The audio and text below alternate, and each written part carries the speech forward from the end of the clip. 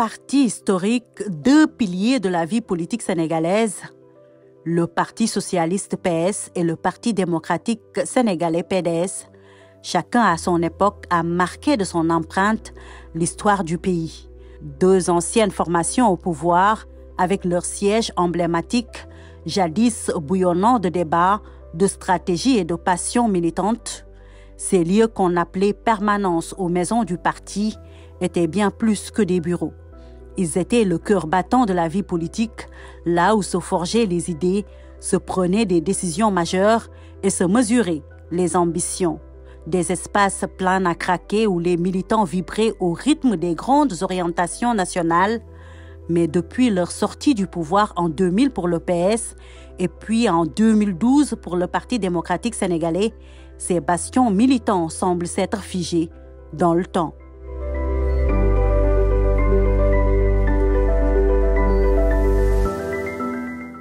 Les allées se sont vidées, les voix se sont tues.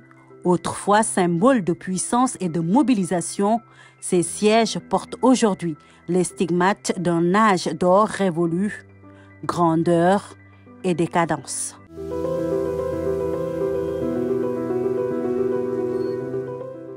En 1969, sous l'impulsion de Léopold Sédar Senghor, naissait à Colobane l'une des bâtisses les plus imposantes de l'époque.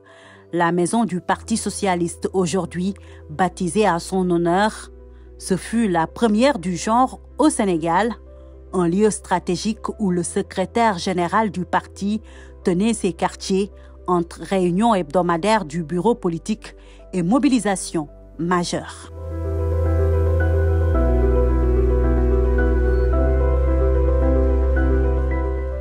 Avant, le parti n'avait pas de permanence.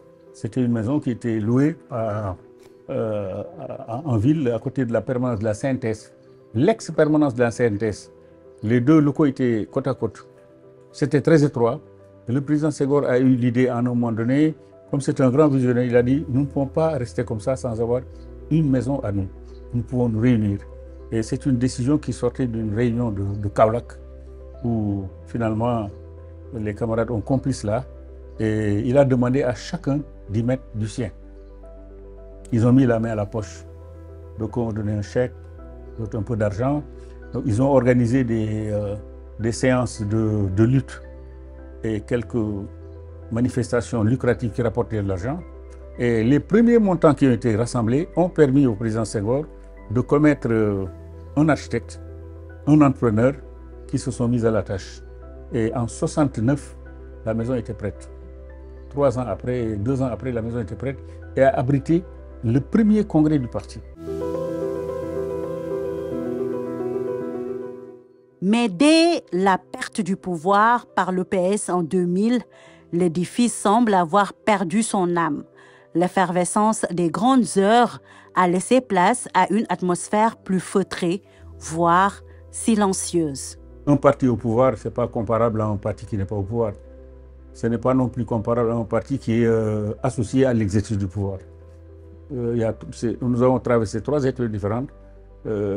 Pendant que nous étions, d'abord, nous sommes nés dans la période coloniale et le parti a grandi au pouvoir, tout en étant au pouvoir. Il s'est développé et après, nous avons connu l'alternance. Nous sommes allés dans l'opposition.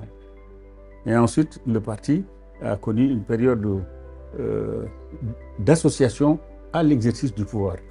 Et nous sommes encore revenus maintenant dans l'opposition. Donc oui, c'est pas la même chose. D'abord, en termes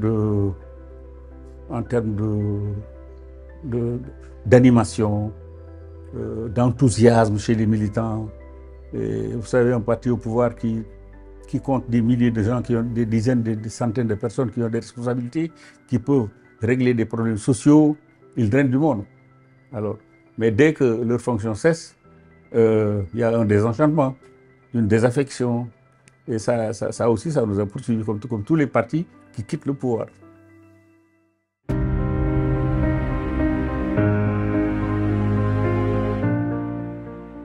Quand le PDS prend les rênes du pouvoir, ses responsables comprennent vite que leur permanence historique, elle aussi à Colobane, devient exiguë. pour un parti devenu présidentiel.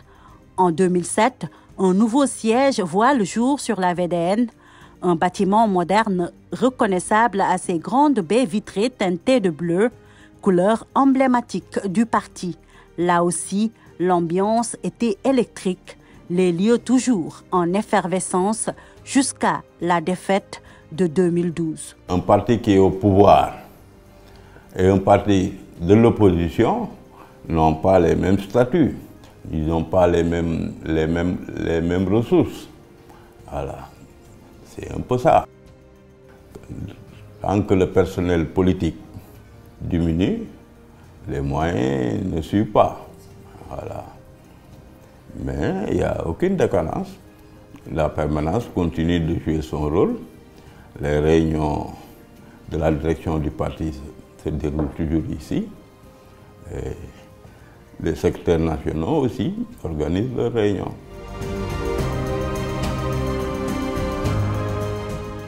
Pour certains cadres des deux formations, parler de décadence des permanences est une erreur de lecture. Ces lieux, insiste-t-il, restent des repères, des bibliothèques, des espaces de mémoire où l'histoire militante se conserve et se transmet. Voilà. Ça, c'est la renaissance africaine de Abdoulaye Wade. Ça, c'est son fameux livre sur les mathématiques. Beaucoup de gens ne savent pas, ici je vous ai amené ici, mais beaucoup de gens ne savent même pas l'existence de ces locaux-là. Alors, des fois, j'entends dans la presse qui disent « ouais, les partis politiques ne forment plus les militants, ainsi de suite, il n'y a plus d'école du parti ». Ils ne savent pas. Nous avons une école du parti qui forme nos militants. Et les étudiants, ils viennent me voir souvent, je les mets en rapport avec le docteur Malick Dieng, qui fait des sessions. Des fois, ils se déplacent pour aller au niveau local faire des formations. Une fédération a besoin de formation. Vous le contactez, il prend ses documents et son matériel et il va à Kolda ou à Belengara regrouper tous les jeunes de faire une formation.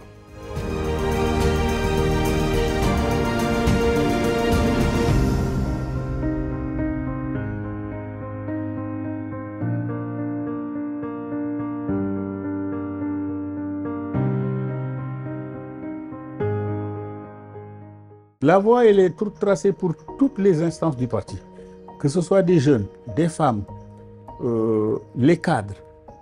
La permanence, elle est faite pour être animée. Et ce sont ceux qui dirigent les structures qui doivent s'organiser pour y mener leurs activités. Et très souvent, ils mènent des activités, mais ils les mènent dehors.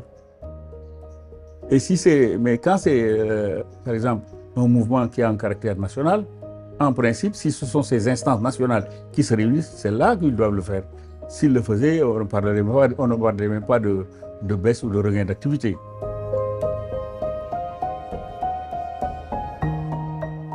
C'est aux militants de se réapproprier ces maisons, affirme-t-il avec conviction.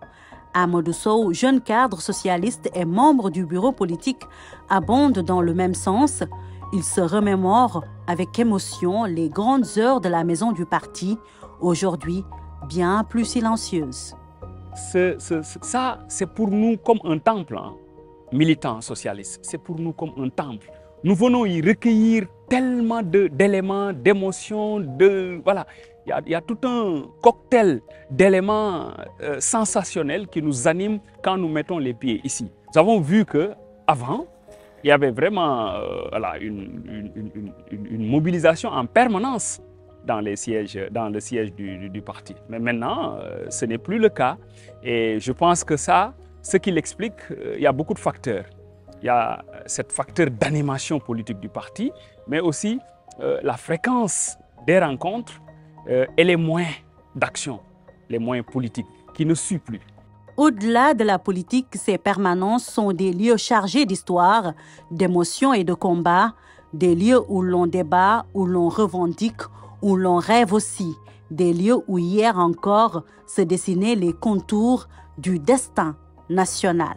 En haut, vous avez tout un ensemble d'archives qui relatent historiquement les pas et les époques du Parti socialiste, depuis 1960 jusqu'à nos jours.